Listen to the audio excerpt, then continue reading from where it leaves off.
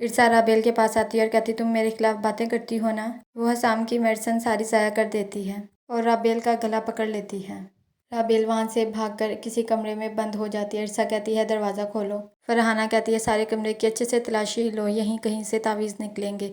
और फिर बेड के गद्दे से तावीज़ निकलते हैं। फरहाना कहती है मैंने तो पहले ही कहा था ये औरतें अपने शोहरों को काबू करने के लिए ये सब करती हैं। इरसा कहती है आज इतनी देर लगा दी। तो हसाम और इनाम कहते हैं हमने डिनर बाहर कर लिया। इरसा कहती है आए मैं आपको आपकी शॉपिंग दिखाती हूँ। राबेल हसाम की आवाज़ सुनती है तो बाहर आती है। राबेल हसाम को बताती है इरसा भाभी ने मेरा गला पकड़ लिया था, उन्होंने आपकी सारी मेडिसिन ज़ाया कर दी। हसाम कहता है तुम्हारे घर में तुम्हें मैं नजर आया था लेकिन मैं ऑफिस में था, वही हुआ है तुम्हारे साथ भी। इरसा मुलाजमा को बुलाती है और कहती पूछे इससे, मैं तो इसके साथ बाजार गई हुई थी। हसाम कहता है मेडिसिन तो वैसे ही पड़ी है, तुम्हारे साथ वहम हुआ है। अहमर का बाबा कहता है मेरा दोस्त पहले बाहर रहता था, अब यहाँ पे शिफ्ट हो गया, मैं चाहता हूँ उसकी बेटी से अहमर की शादी हो जाए। समीर अपने दोस्त से कहता है कि मुझे 5 लाख का अरेंज कर दो, पेमेंट आएगी तो मैं तुम्हें दे दूंगा। तो कहता है मेरे हालात खुद ठीक नहीं है, मैं नहीं कर सकता।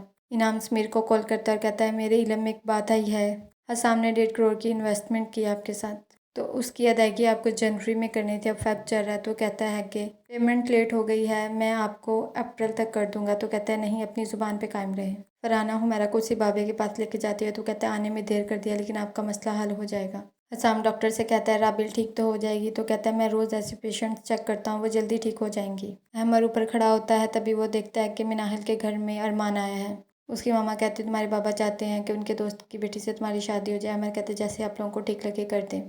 मिनाल कहती है अम्मी आपने बहुत अच्छा किया जो जीजी और मान भाई को घर ले आई। अहमर बयान सुनने जाता है और उन्हें चाय की दावत देता है। तो कहता है ठीक है मैं ज़रूर आऊँगा आपके घर। इरसा कहती है राबेल तुम मुझे बहुत अच्छी लगती हो, पता नहीं क्या ऐसी बात हो गई है लेकिन मैं तुमसे सॉरी बोलती हूँ, तुम अपना दिल साफ़ कर लो, लेकिन मैंने तुम्हारे साथ कुछ भी बुरा नहीं किया। फरहाना कहती है भाभी आप खाना खाएं, परेशान मत हो। तो कहती है खाना तो खाना ही होता है। वानिया हुरैन को कहती है खाना खा लो, लेकिन हुरैन कहती है मुझे दादी के पास जाना है और वो बहुत ज़्यादा शोर करती है। वानिया का बहन इसकी बहन से कहता है मुझे सुबह ऑफिस भी जाना है, ये सब क्या तमाशा है। अरमान बहुत खुश होता है और अपनी अम्मी को कहता है मिनाहिल मेरी तरफ देखती भी नहीं थी और अब मेरी कितनी परवाह करती है। अहमर का बाबा रिश्ते की बात करता है तो अहमर कहता है जैसा आप लोगों को ठीक लगे। अहमर मिनाल को कहता है तुमने ताई अम्मी से बात की।